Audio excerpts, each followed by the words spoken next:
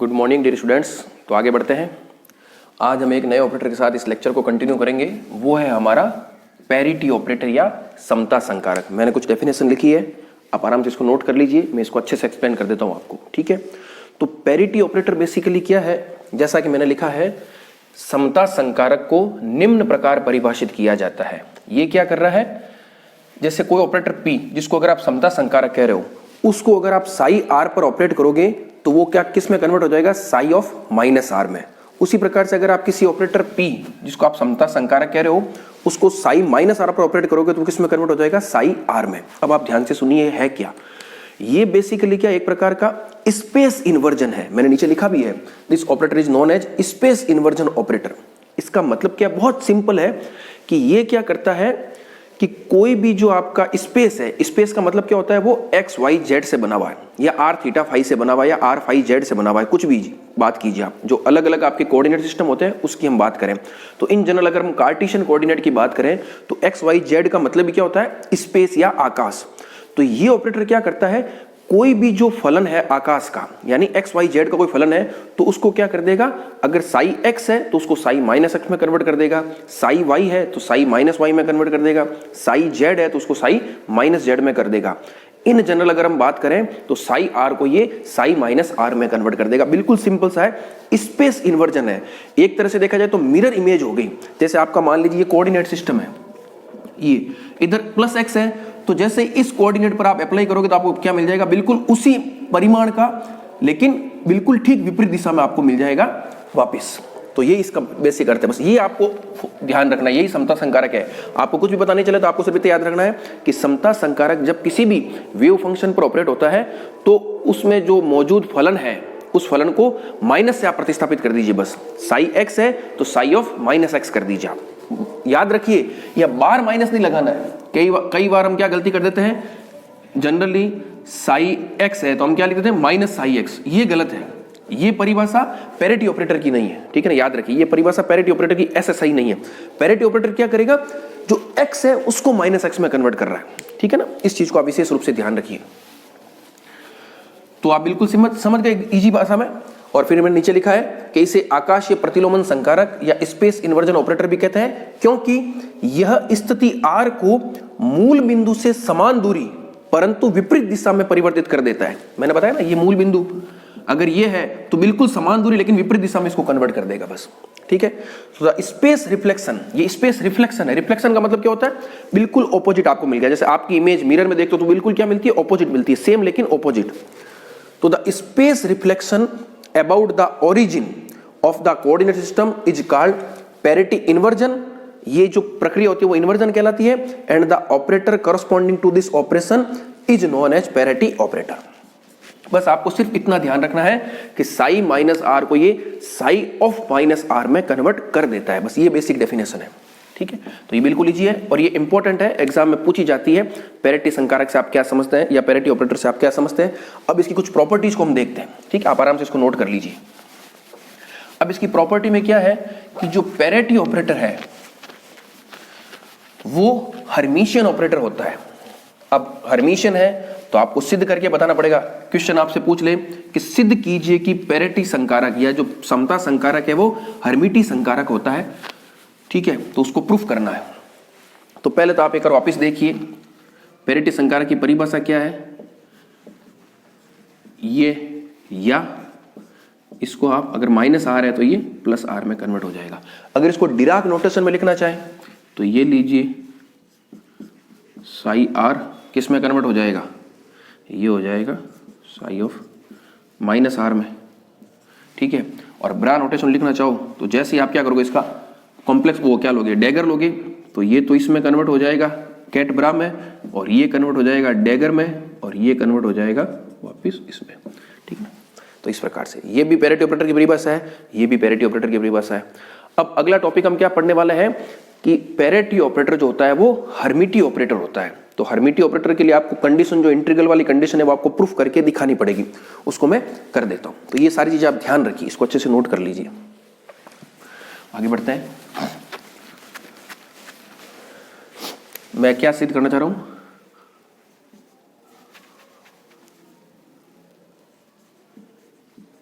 समता संकारक हर्मिटी संकारक होता है। ये है, अब आप इसको प्रूव करना है। Parity operator is the Hermitian operator, Hermitian operator भी होता है। तो इससे अर्थ क्या निकल गया? इससे अर्थ ये निकल गया कि इसका जो डैगर होगा वो इसके स्वयं के बराबर होगा। तो एक प्रॉपर्टी तो आपको याद रखनी है। अभी वापस लिस्टिंग कर दूंगा सारी, एक बार आप इस चीज को ध्यान रखिए। तो अगर मैं इसका प्रूफ करना चाहूं तो प्रूफ का सिंपल सा तरीका है, कोई भी आपके पास दो वेव फंक्शन है, ठीक है ना, आप लिख लीजिए, माना ψ1x तथा ψ2x कोई दो सुव्यवहारित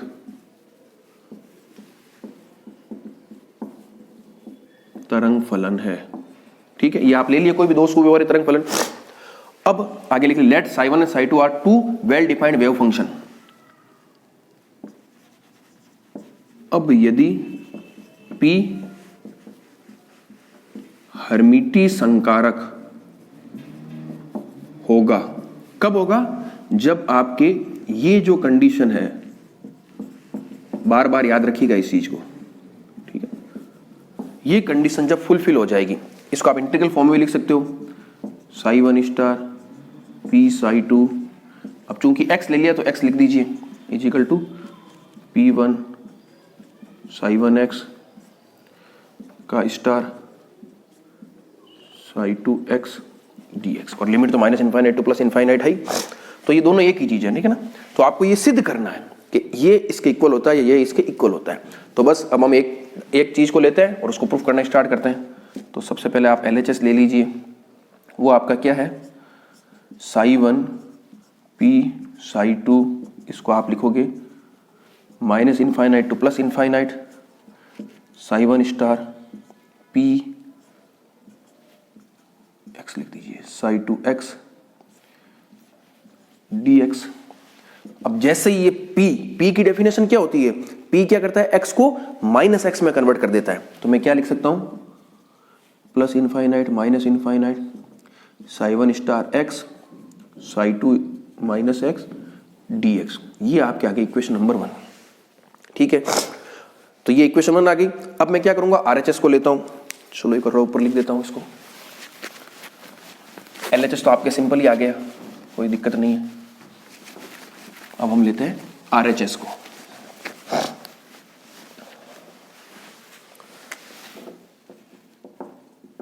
RHS क्या आपका?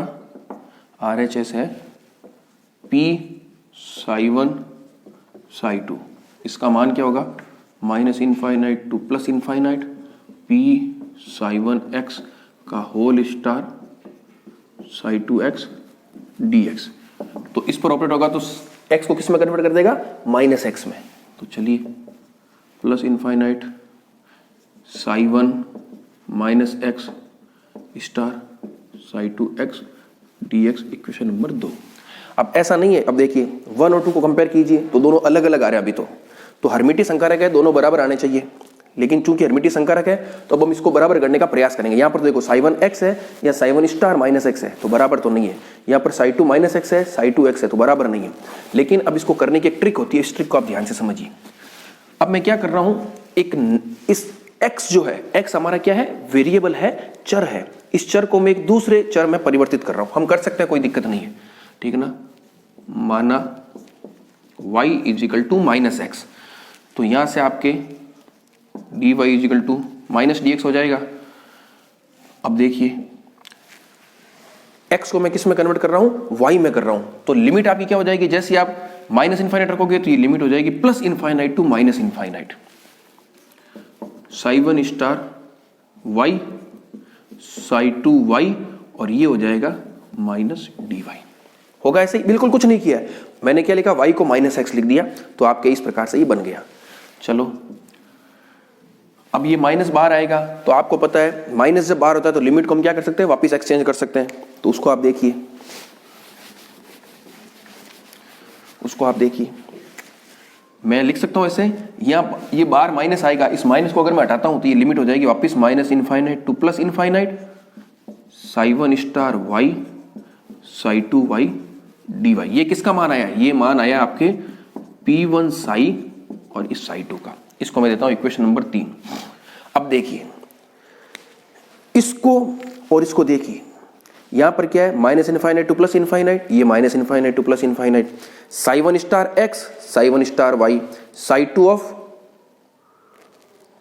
माइनस एक्स, तो इसको सॉरी एक्स था ना, ये माइनस वाई आएगा, क्योंकि y equal to minus x है तो x equal to minus y, तो ये माइनस आएगा, ठीक है ना, आप इसको सही कर लीजिएगा। तो psi 2 minus x, psi 2 minus y, d x d y. अब ये दोनों, इस इंटीग्रेशन को अगर आप हल करोगे इस वाले को और इसको सॉल्व करोगे तो दोनों का मान सेम आएगा। कैसे सेम आएगा? आप लोग निश्चित समाकलन की परिभाषा जानते हो। मैंने क्या शब्द बोला? निश्चित समाकलन। निश्चित समाकलन का मतलब क्या हो जाएगा कि जब लिमिट दे रखी होती है तो वो आपका क्या कहलाता है? निश्चित समाकलन।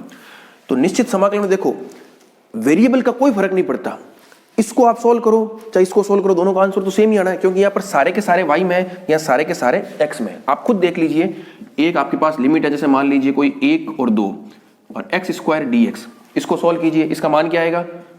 x क्यूब 3 लिमिट 2 और 1, तो कितना आ जाएगा?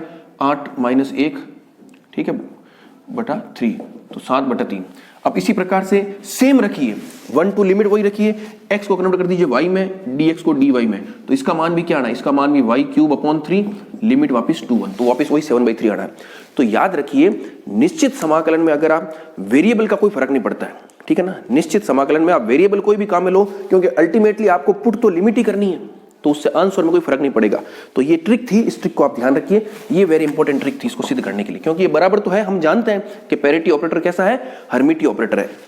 तो यहां तक तो आपने सीधा कर दिया, लेकिन चूंकि ये और ये बराबर नहीं आ रहे हैं तो हम एक ट्रिक काम मिलेंगे कि y को माइनस एक्स में कन्वर्ट कर दीजिए। तो ये पूरा का पूरा इंटीग्रेशन किस में कन्वर्ट हो गया? y में कन्वर्ट हो गया। तो अब इस इंटीग्रेशन का जो भी मान आएगा वो बिल्कुल इसके बराबर ही होगा, क्योंकि बिल्कुल एज इट इज है, साई 1 स्टार वाई या psi 1 star x, psi 2 minus y, psi 2 minus x, d y d x, limit भी minus infinite to plus infinite, minus infinite to plus infinite. तो इस कारण से आप नीचे लिख दीजिएगा कि निश्चित समाकलन के गुणधर्म से हम ये जानते हैं कि उस समाकलन का मान चर पर निर्भर नहीं करता है। चर आपका कोई हो, उसका आंसर क्या आएगा? सेम ही आएगा।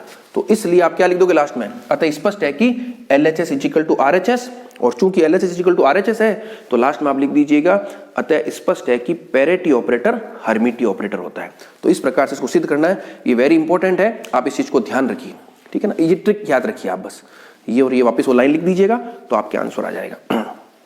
तो हमने एक प्रॉपर्टी क्या सीख ली कि पैरिटी ऑपरेटर कैसा है? आपका हर्मिटी ऑपरेटर है। चूंकि हर्मिटी ऑपरेटर है तो इसलिए उसके डैगर का मान क्या होगा? उसके स्वयं के बराबर होगा।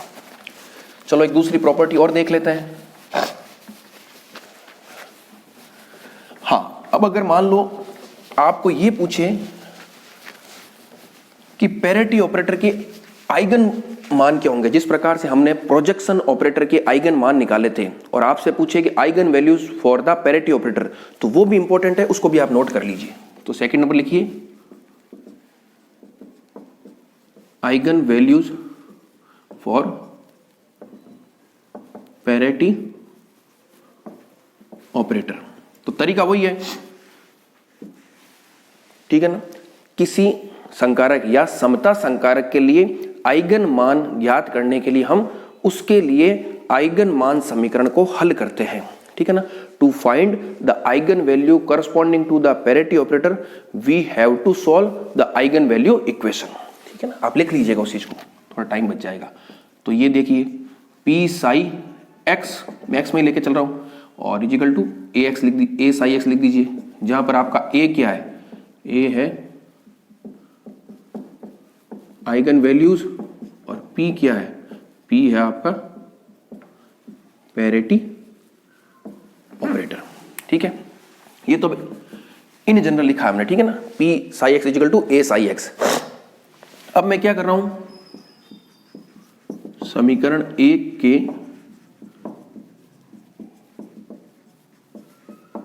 दोनों पक्षों को, या चलो थोड़ा और शॉर्ट में कर देता हूं मैं, फिलहाल तो आप ऐसा लिखिए, ये P अगर पैरिटी ऑपरेटर है तो ये साई एक्स किस में कन्वर्ट हो जाएगा? साई ऑफ माइनस एक्स में हो जाएगा, और यहां पर क्या बच जाएगा? ए साई एक्स। आप लिख दीजिए, चूंकि P एक समता संकारक है, ठीक है। अब इसको इक्वेशन नंबर 2 दीजिए, अब आगे लिखिए, समीकरण 2 के दोनों पक्षों को P से, संकारक P से गुणा करने पर, तो चलो करते हैं।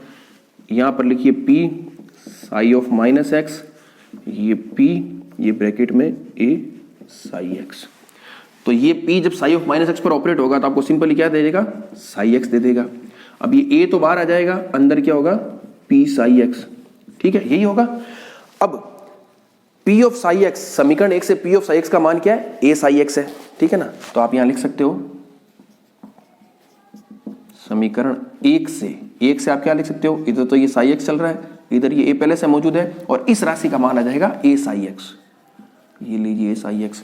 तो आपके क्या आ गया, psi x is equal to A square psi x. मैं थोड़ा यहां लिख देता हूं, तो आपके A square minus 1 psi x is equal to 0, इससे ऐसा लिख सकता हूं। ये आप इधर ले जाओगे तो A square minus 1 psi x is equal to 0। अब आपको पता है साई एक्स तो 0 हो नहीं सकता, तो इसको 0 होना पड़ेगा, तो आप लिख दीजिए A square minus 1 is equal to 0, चूंकि psi x is not equal to 0। तो इससे क्या माना जाएगा, A is equal to plus minus 1। तो ये A क्या है, eigen values corresponding to parity operator, तो उसका मान क्या आ गया, प्लस माइनस 1। इस प्रकार से इसको सॉल्व करना है। प्रोजेक्टर के लिए आपने क्या निकाला था, 0 और 1 निकाला था, लेकिन यहां पर क्या है, प्लस 1 और माइनस 1। तो इस चीज को भी आप ध्यान रखिए, ठीक है। तो ये इस प्रकार से हमने क्या निकाल लिया, eigen values for parity operator. तो ये दूसरी प्रॉपर्टी हो गई एक तरह से। एक एक चीज है, आप आराम से नोट कर लीजिए इसको, और याद भी रखना है। अभी लास्ट में हम लिस्टिंग कर लेंगे सबकी। अब एक प्रॉपर्टी हम और देखते हैं, ये जो आपका पैरिटी ऑपरेटर है उसको आप इस प्रकार से भी लिख सकते हो। आपको ये पता चल गया कि जो P डैगर है वो P के बराबर है, ये आप जान चुके हो। तो अगर मैं आपसे ये पूछूं, आप एक काम कीजिए, P psi x is equal to A psi x होता है, ये आप जानते हो, ठीक है। और एक काम ये कर सकते हो आप कि अगर मैं इस समीकरण के दोनों पक्षों को P से गुणा करूं, चलो इसको मैं एक बार लिख देता हूं, ठीक है। एक बार आप इसको आराम से देखिए, मैं इसको थोड़ा शॉर्ट में आपको अच्छे से बता देता हूं क्या होगा। अब इसको आप थोड़ा देखिए, एक दो छोटी छोटी प्रॉपर्टी उसको हम नोट कर लेते हैं। मैंने क्या लिखा, P dagger is equal to P, तो आप जानते हो। फिर मैंने इक्वेशन लिखी P psi x is equal to A psi x. थोड़ा इसको मैं मॉडिफाई कर देता हूं, इसको आप देखिए। ये आप जानते हो पैरिटी ऑपरेटर की परिभाषा से P of psi x is equal to क्या होता है आपका, साई ऑफ माइनस एक्स। ये आप जानते हो due to the definition of parity operator, ठीक है ना। फिर इस समीकरण, ये जो समीकरण है मैं लिख देता हूं, उपरोक्त समीकरण के दोनों पक्षों को P से गुणा करने पर, तो क्या आएगा, देखो ये तो हो जाएगा P स्क्वायर साई एक्स और इधर P sigh of minus x. आपको पता है P जब साई ऑफ माइनस एक्स पर ऑपरेट होगा तो क्या दे देगा, साई एक्स दे देगा सिंपली। तो यह हो जाएगा साई एक्स, और इधर तो आपके क्या है, P स्क्वायर साई एक्स। अब देखिए यहां से क्या निष्कर्ष निकल रहा है, इसके साथ क्या है, मल्टीप्लाई में 1 है, इसके साथ कुछ नहीं, इसका मतलब 1 है। और 1 को आप क्या लिख सकते हो, एक तरह से आई ऑपरेटर लिख सकते हो। मैंने कल बताया था आपको यूनिट ऑपरेटर। तो अगर मैं इसको कंपेयर करूं, क्या मैं इसको ऐसा लिख सकता हूं, देखिए आप, P square psi x is equal to I operator psi x, कोई अंतर थोड़ी है। इसको ऐसे लिख सकते हैं, क्योंकि आई ऑपरेटर जब साई एक्स पर ऑपरेट होगा, याद रखिए आई ऑपरेटर जब भी किसी साई पर ऑपरेट होता है तो वापस आपको क्या देता है, साई एक्स ही देता है। तो इसको मैं ऐसा लिख सकता हूं। अब मैं दोनों साइड कंपेयर करूं तो जो आपका P स्क्वायर है वो किसके बराबर आ गया, आई के बराबर आ गया। प्रोजेक्टर में तो याद रखिए, जब आपने प्रोजेक्टर की बात की थी तब A स्क्वायर A के बराबर था और A dagger is equal to A था। लेकिन पैरिटी ऑपरेटर की बात करोगे तो आपका P dagger is equal to P होगा, लेकिन जो P स्क्वायर होगा वो सिंपली I होगा। तो इस चीज को भी याद रखिए। ये छोटे छोटे पॉइंट्स हैं जो ऑब्जेक्टिव एग्जाम बहुत काम आते हैं, इन सबको आप अलग से नोट कर लीजिएगा अपने कॉपी के साइड में कहीं पर भी। मैंने पूरा प्रूफ करके भी बता दिया और इसको आप लास्ट में नोट भी कर लीजिए। तो P square is equal to I, तो ये भी नोट कर लीजिए। दूसरी प्रॉपर्टी क्या आ गई आपकी, P square is equal to unit operator. अब एक चीज आप यहाँ और समझिए, एक होता है इनवर्स ऑपरेटर, ठीक है ना, जो शायद मैंने पहले चर्चा नहीं की, लेकिन बिल्कुल इजी है, कोई दिक्कत नहीं है। इनवर्स कुछ नहीं होता कि कोई ऑपरेटर ए है, कोई भी ऑपरेटर मान लीजिए ए है, तो उसका बिल्कुल रिवर्स करोगे तो वो क्या हो जाएगा, इनवर्स। तो एक चीज ये भी याद रखिए कि जब किसी भी ऑपरेटर को उसके इनवर्स से गुणा करते हैं तो हमेशा क्या मिलता है, आई ऑपरेटर मिलता है। ये भी आप याद रखिएगा, किसी भी ऑपरेटर को उसके इनवर्स से गुणा करते हैं तो आई मिलता है, बिल्कुल बेसिक है। 1/2 × 2 तो आपको एक ही मिलेगा। तो अब इससे देखिए आप, ये पी स्क्वायर है और ये आप जानते हो, अगर मैं इसको क्या करूं, पी इनवर्स से मल्टीप्लाई कर दूं तो यहां पे मुझे क्या करना पड़ेगा, पी इनवर्स से मल्टीप्लाई करना पड़ेगा।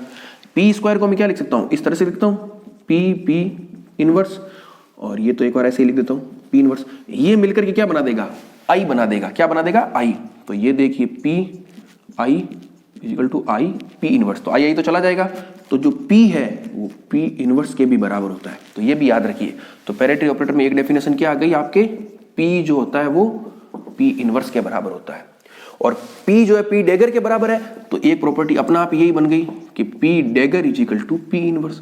तो ये सारे के सारे जो गुण धर्म है वो सारे के सारे किसके हैं, पैरिटी ऑपरेटर के, जो आपने एक एक करके प्रूफ भी कर लिया। तो ये सारे आपको याद रखने हैं, इनको लिस्ट भी कर लीजिए। और आइगन वैल्यू जो होती है वो आपने क्या निकाली थी, +-1। तो इस तरह से आप इसको ध्यान रख सकते हैं। तो ये पैरिटी ऑपरेटर में सारी जो चीजें थी मैंने आपको बता दी। पैरिटी ऑपरेटर की डेफिनेशन क्या होती है, सिंपल सा क्या है, स्पेस इन्वर्जन ऑपरेटर है। जो भी आपका स्पेस कोऑर्डिनेट है उसको किस में कन्वर्ट कर देता है, माइनस में। बस x है तो -x, y है तो -y, z है तो -z।